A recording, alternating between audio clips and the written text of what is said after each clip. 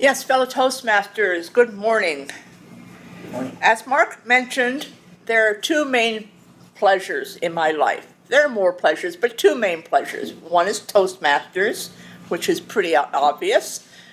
And my other pleasure in life, my other great joy in life, is books and reading.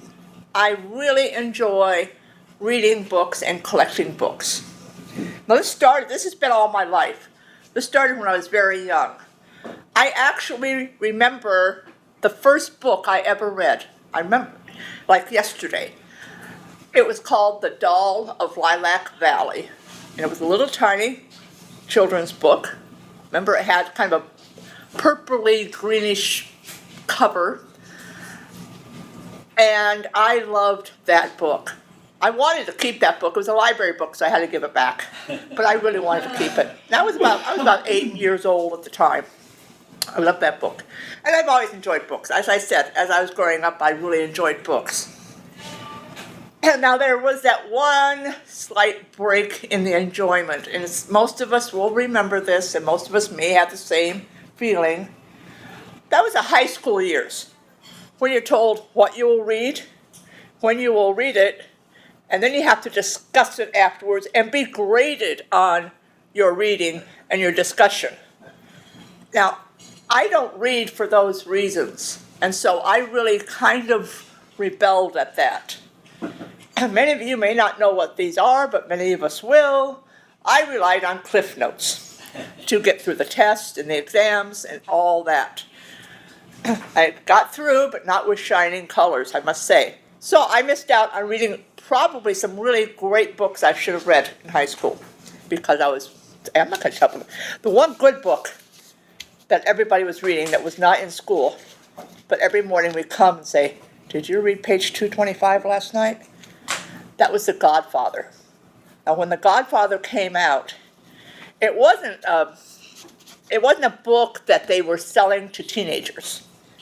And most of our families, if they knew we were reading The Godfather underneath our pillows, they would probably have not been very happy about that. But everybody, in the morning, it was a morning coffee talk.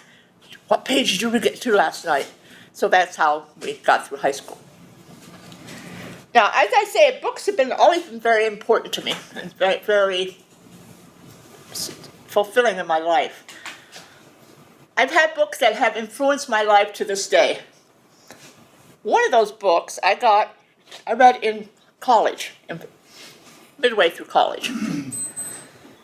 When I was growing up in my teens and early 20s, when I was in my teens and early 20s, I was what you would call probably an atypical political person. Whatever the status quo was, fine, whatever. I was not one of these people who were out in the streets protesting and all that. But I read this book, and it changed my feelings about that. That's the year that All the President's Men came out in book.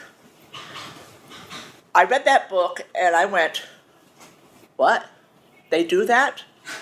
That's kind of like illegal. Even I know that. And that changed me. I became less trusting of what I'm being told by the government.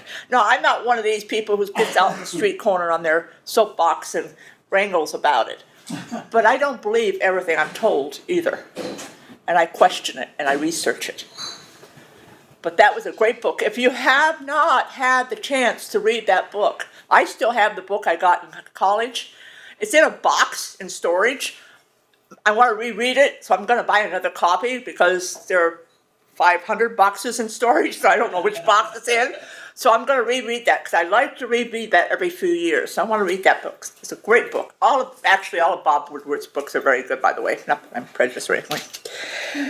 So that's where I'm at there. So I really enjoyed books. I read all kinds of books. I read history. I go back into history and try and change history. I love I'm kind of getting into science fiction. I have not been real science fiction up until this point, but I'm just dipping my toes into it. I've got Dune the other day. I don't know if any of you have ever read Dune or bought Dune, but it's about that thick. It's a really big book.